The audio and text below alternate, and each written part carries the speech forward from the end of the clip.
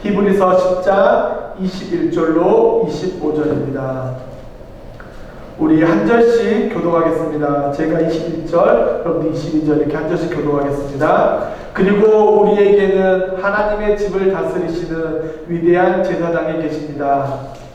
그러니 우리는 확고한 믿음을 가지고 참된 마음으로 하나님께 나아갑시다. 우리는 마음을 다해 예수의 피를 뿌려서 죄책감에서 벗어나고 맑은 물로 몸을 깨끗이 씻었습니다.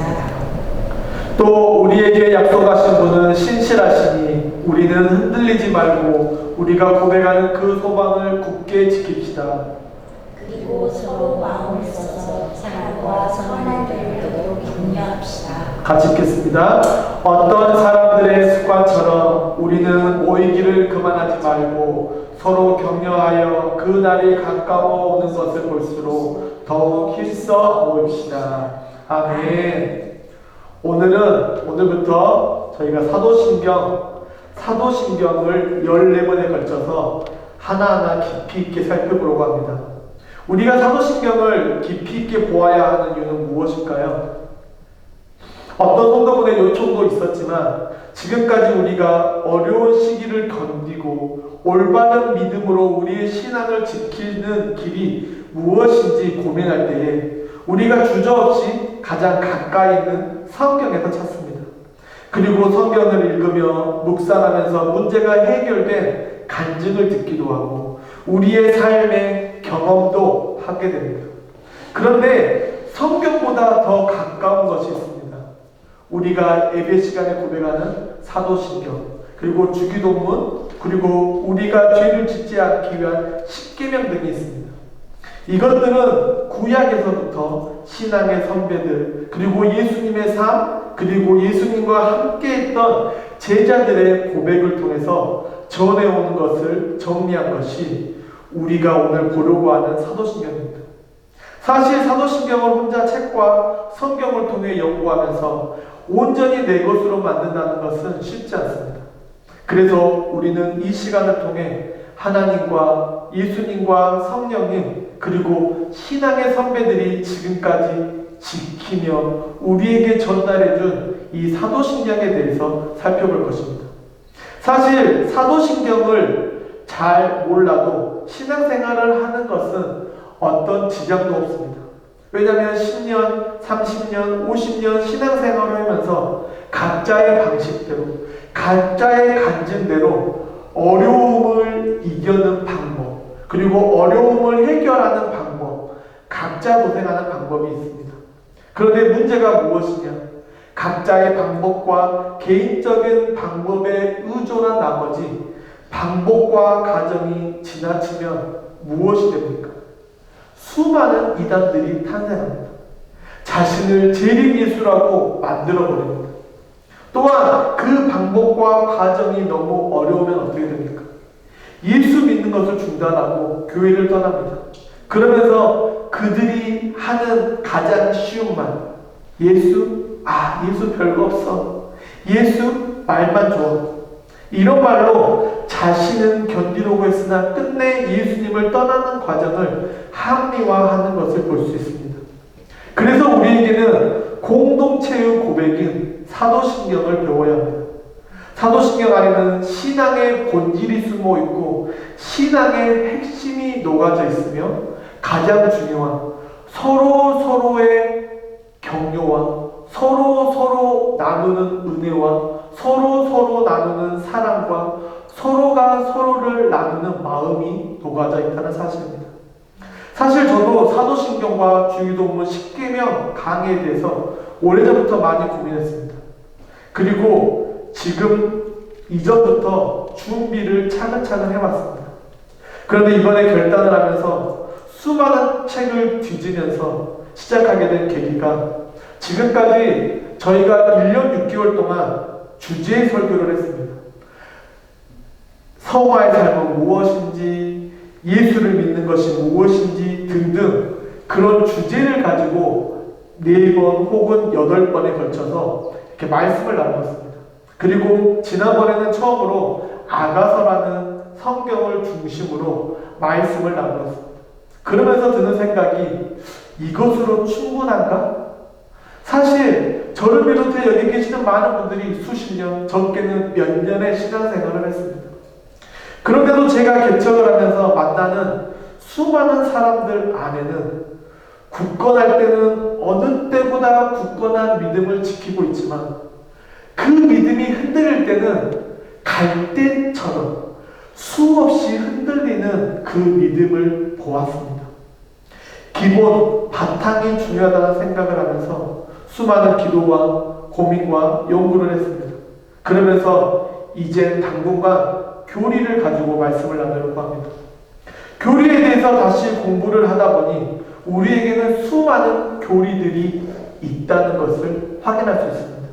대표적으로 장로교에서 강조하는 웨스터민스터 대소요리문답, 하이델베르크 요리문답, 네덜란드 신앙고백, 도르트 문조 신조 등 우리에게는 한 번쯤 들어보았을 그런 교리 문답들이 존재합니다.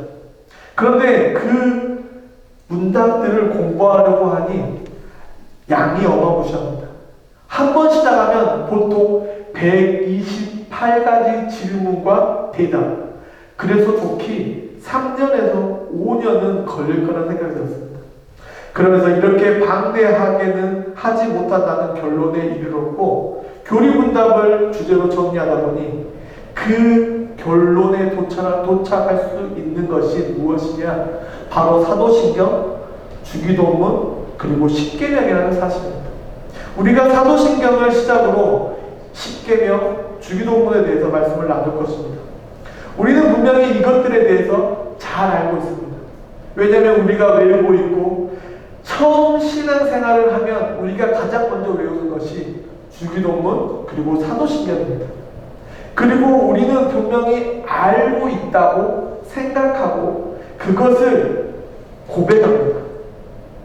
때로는 무의식적으로, 때로는 무감각적으로, 때로는 중언부언할 때가 있다는 사실을 인정할 수밖에 없습니다. 그래서 우리는 위에서 말한 이 세 가지 십계명, 주기도문, 사도신경을 반드시 배우고 그 우리가 입으로 외우는 이 세 가지 신경이 어떻게 의미를 갖고 있는지 그리고 어떤 함축적인 의미를 갖고 있는지 우리는 최선을 다해서 조금 힘들지만 최선을 다해서 하나하나 배우길 원합니다. 일단 우리는 하이델베르크 요리 문답에 대해서 알아야 합니다. 왜냐하면 하이델베르크 요리 문답은 개혁신앙의 핵심입니다. 그리고 군더더기가 하나도 없이 잘 정리해 놓은 책입니다. 이 하이델베르크 문답서의 책이 이렇게 두껍습니다. 하이델베르크 문답은 16세기 독일의 팔치라는 도시에서 종교개혁이 진행되면서 팔치를 다스리던 프리드리히 3세에 의해서 만들어졌습니다. 그리고 이것은 성경을 기반으로 한 신앙 고백서입니다. 그래서 1618년, 19년에 걸쳐서 열렸던 도르트문트 총회에서 이 고백서가 3대 고백서로 채택되었습니다. 그리고 이 하이델베르크를 세 가지 부분으로 요약할 수 있습니다. 첫 번째, 우리의 죄와 어떤 비참함에 대해서. 두 번째로는 우리의 구속에 대해서. 그리고 세 번째는 우리의 감사에 대해서 이 세 가지로 나누어져 있습니다. 그런데 이 하이델베르크 두 번째 부분과 사도신경이 맞닿아 있습니다. 그래서 우리는 이 사도신경을 배우는 것이, 주기도문을 배우는 것이, 십계명을 배우는 것이 우리가 가장 기본이라고 생각하는 웨스터민스터 대소요리 문답 그리고 하이델베르크 문답을 공부하는 것과 같습니다. 그런데 또 한편에서는 이 사도신경을 반대하는 사람들이 있습니다. 왜냐하면 이 사도신경이 카톨릭의 신학적 자매라는 인식을 가지고 있는 사람들이 있기 때문입니다. 그런데 생각해보면 종교개혁을 외쳤던 루터, 칼빈, 웨슬리, 낙스 등 수많은 학자들이 사도신경을 가지고 카톨릭에서 종교개혁으로 나왔던 이유가 무엇일까요? 사도신경이 만들어진 역사와 배경보다 이 사도신경이 가지고 있는 신앙의 토대가 그 기본이 중요했기 때문입니다. 즉, 우리가 가진 성경을 바탕으로 예수님의 제자들의 고백을 바탕으로 믿음으로 정리하고 그대로 살아내는 것, 이것이 사도신경의 핵심이라는 말입니다. 그냥 중원부원, 그냥 아무런 의미 없이 에베의 순서에 있기 때문에 고백하는 것이 아니라 그 안에는 엄청난 기품과 높음이 숨겨져 있다는 사실을 깨닫고 우리가 사도신경을 고백할 때에 온 마음과 온 힘과 온 정성으로 고백하는 우리 모두가 되기를 간절히 축원합니다. 그럼 사도신경은 무엇이냐? 처음으로 우리가 보아야 하는 것은 신경이라는 말입니다.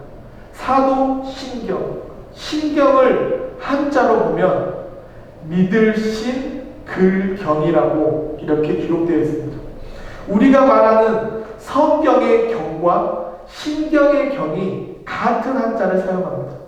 그리고 사도신경을 영어로 creed, I believe, 그리고 라틴어로 크레도에서 유래되었습니다. 즉, 믿음에 대한 고백이 사도신경입니다. 그런데 여기서 또 이렇게 저희가 영어로 볼 때는 크리드라고 하는데 한글말로 번역하면 신경이 됩니다. 그리고 이 한국말은 중국에 있는 한자에서 유래되었습니다. 그러니까 어떤 학자들은 왜 사도신경에 성경과 같은 경의 한자를 써서 왜 동일한 권위를 주냐고 이것을 반박하는 사람도 있습니다. 그런데 그것은 잘못된 주장입니다. 그 이유는 사도신경에서 경을 사용하는 이유는 이 사도신경의 바탕이, 이 사도신경의 근본이 성경에서 시작되었기 때문입니다. 그럼 이 사도신경을 반대하는 사람들은 어떤 근거를 어떻게 반박할 수 있냐? 사도신경이 불완전하면 성경도 불완전하다는 것입니다. 그렇기 때문에 사도신경이 완전하기 때문에 성경도 완전합니다. 즉, 우리가 말하는 사도신경을 좀 더 쉽게 말하면 우리의 구호 신령과 같습니다. 즉, 성경에서 통틀어서 했던 구약의 고백과 신약의 예수님의 고백과 예수님을 따르던 12제자의 고백이 이 사도신경을 통해서 나는 믿는다, 나는 이것을 믿는다 라는 것에서 시작되었다는 것입니다. 혹시 지금 바로 생각나는 예수님의 제자의 고백이 있습니까?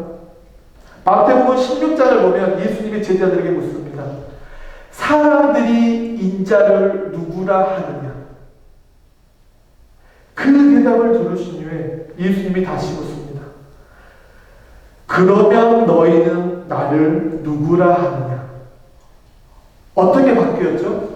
첫 번째 질문은 대중에게 묻습니다. 야, 제자들, 주위에 있는 사람들이 나를 누구라고 하고 있냐? 그리고 두 번째 질문, 그러면 너희들, 나를 따르고 있는 내가 선택한 12제자인 너희들은 나를 누구라 하느냐?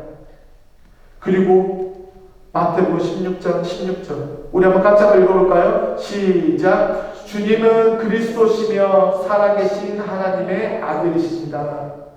이 고백이 사도신경의 바탕이라는 것입니다.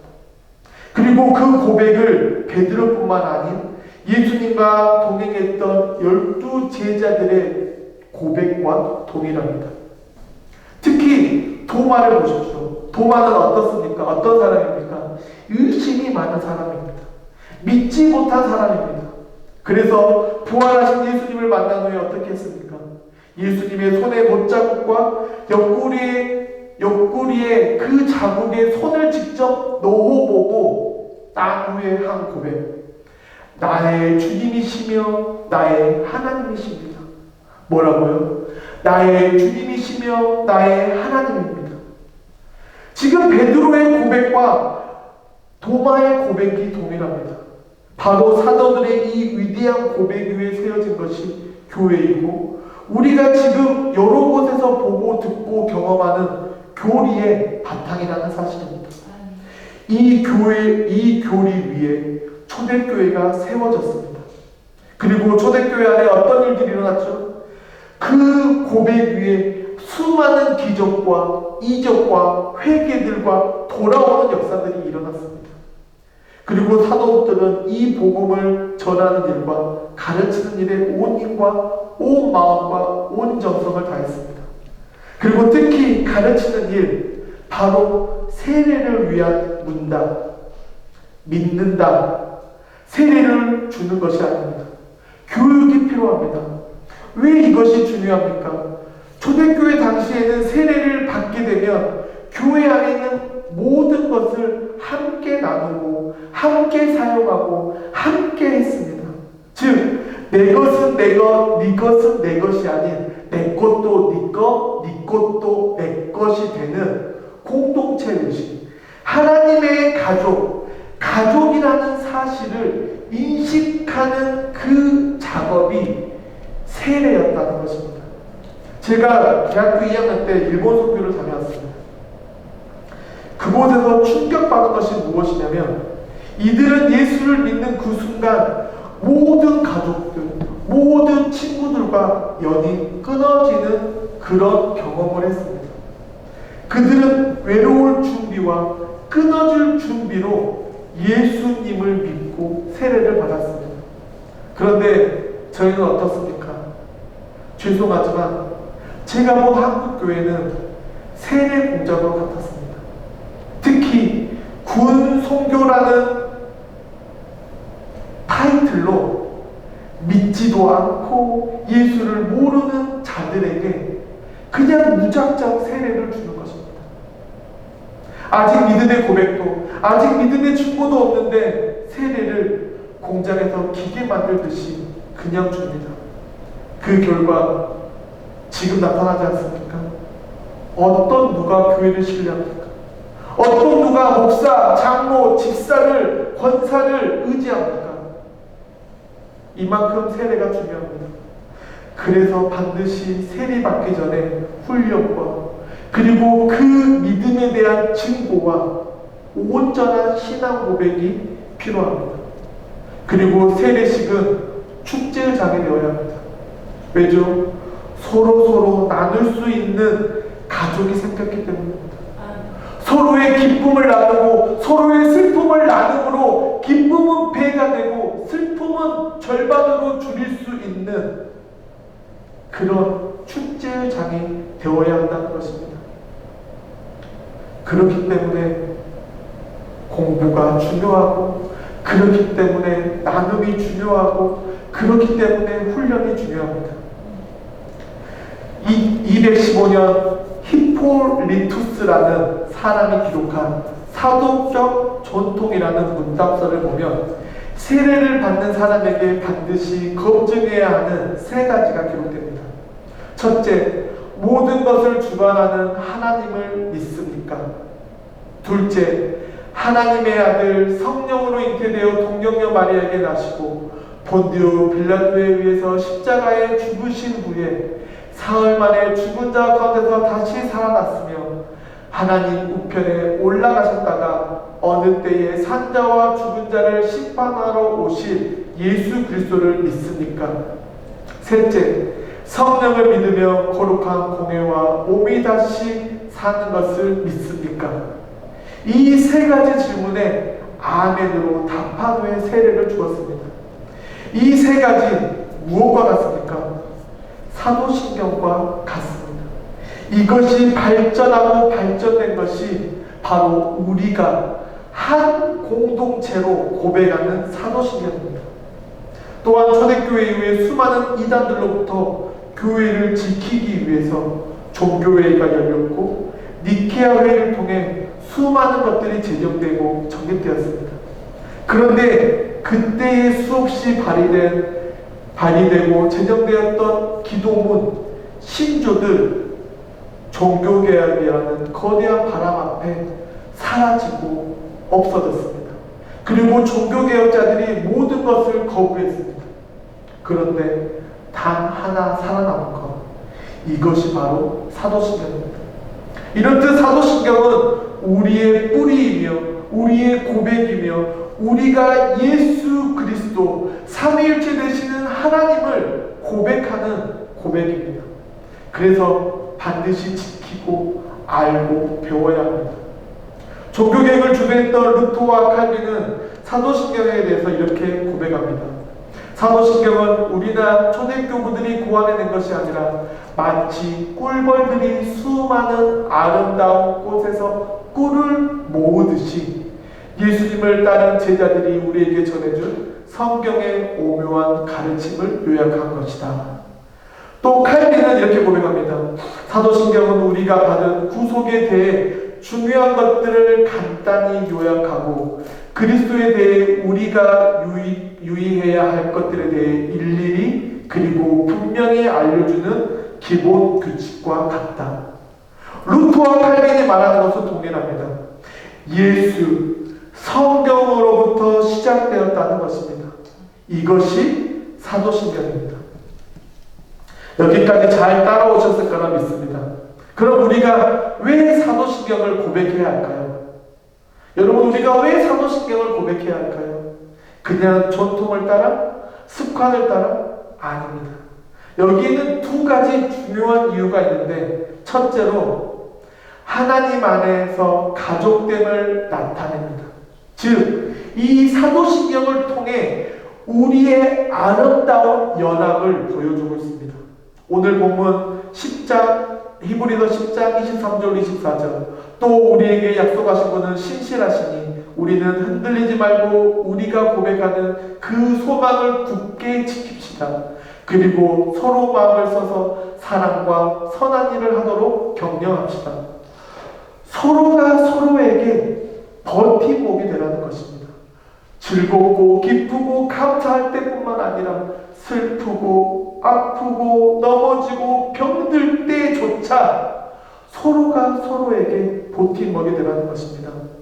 그래서 우리가 함께 신앙 고백을 하는 것입니다. 여러분, 혹시 농사 지어보셨습니까? 사실 저 농사의 농자도 모릅니다. 그런데 중학교 때 생물 시간에 접붙이기라는 것을 배웠습니다. 접붙이기가 무엇입니까? 다른 나무에 있는 가지를 다른 나무에 붙이는 것입니다. 그리고 어떻게 하죠? 잘 고정되도록 그 나무와 나무 사이를 묶어줍니다. 분명히 여러 조들이 같은 작업을 했습니다. 그런데 결과는 어떻습니까? 다 다른 결과물이 나타납니다. 왜죠? 접붙인 그 나무 사이가 사방팔방으로 잘 버텨줄 수 있도록 잘 묶어야 하는데, 어떤 그룹은 잘 묶었고 어떤 그룹은 헐겁게 묶었고 어떤 그룹은 잘못 묶어서 결과가 달라집니다. 우리의 신앙생활도 마찬가지입니다. 우리가 신앙생활, 신앙 고백을 통해 우리는 하나라는 것을 보여줍니다. 그럼 어떻게 해야 합니까? 지체와 지체가 세워질 수 있도록 버티고 버텨주어야 합니다. 온전히 한 몸이 될 수 있도록. 그런데 교회는 어떻습니까? 처음 예수를 믿거나 처음 교회를 옮긴 성도들에게 무엇을 요구합니까? 헌신과 봉사를 요구합니다. 그럼 어떻게 되죠? 부러집니다. 잘 붙지 못하고 떨어져 나갑니다. 그럼 어떻게 해야 할까요? 회복의 시간, 적응의 시간을 주어야 합니다. 마치 부모가 방금 태어난 아이를 안고 젖을 주고 이유식을 주고 천천히 어른들과 같은 음식으로 온전히 한 사람으로서의 목을 다 할 때까지 버텨주고 인내해주고 참아주는 것, 이 시간과 같다는 것입니다. 여러분, 요즘 제가 포를 보면 어떤 생각이 드는지 아십니까? 저의 어릴 때 모습을 본 것 같습니다. 제가 저만 하시기에 얼마나 개구장이었냐면 주일학교 시간에 저희 교회는 큰 교회였습니다. 주일학교 시간에 설교하는 목사님 바지 가랑이를 잡고 끌어낸 적도 있습니다. 그리고 어쩔 때는 바지 가랑이를 잡고 붙잡혀서 목사님이 설교할 때까지 그 바지 가랑이를 놓지 않은 적도 있습니다. 저희 교회가 광주에서 유명한 교회로 5,000명이 넘는 교회인데 그 5,000명이 저를 모르면 간첩이었을 정도로 제가 정말 유명한 사람이었습니다. 그런데 제가 어떻게 이렇게 성장하는지 아십니까? 누군가 저를 위해 버텨주었고 기도해 주었고 격려해 주었고 사랑해 주었기 때문입니다. 만약 제가 그렇게 가지바라니 자랑이를 붙들고 있는데 목사님이 야 가 그랬다면 아마 상처받고 아마 교회를 떠났을지도 모릅니다. 하지만 그 목사님이 끝까지 견디고 버텨주고 때로는 쓰다마 주었기 때문에 제가 이 자리에 있습니다. 사랑하는 성도 여러분, 우리가 하나의 신앙을 고백한다는 것은 이런 의미입니다. 여러분도 아시지만 저 정말 부족합니다. 말실수도 많고 어쩔 때는 행동이 굼뜨고 어쩔 때는 너무 급하고 어쩔 때는 잘못된 생각과 계획을 합니다. 그래서 여러분이 필요합니다. 함께 고민하고 함께 생각하고 함께 나눌 신앙의 동역자가 필요합니다. 오늘 이브서 10장의 말씀처럼 내가 가진 것, 내가 가진 시간, 내가 가진 마음을 사용해서 인내하고 버텨주고 격려해야 합니다. 그래서 그 앞에 붙은 명제인 서로 이것이 중요합니다. 미라클 교회 목회 철학이자 연구표 무엇인지 아십니까? 기쁨의 초대를 받아 그 안에서 기쁨과 슬픔을 서로 나누는 공동체. 미라클 교회 철학과 비전에 대해서 알고 싶으시다면 제가 개척하고 처음 한 10주에 걸쳐서 설교한 동영상이 있습니다. 교회의 이름은 왜 미라클 교회인지, 교회의 목회 철학은 왜 이것인지, 교회의 비전이 무엇인지 설교한 내용이 있습니다. 미라클 교회가 강조하는 것, 가장 중요한 것 서로입니다.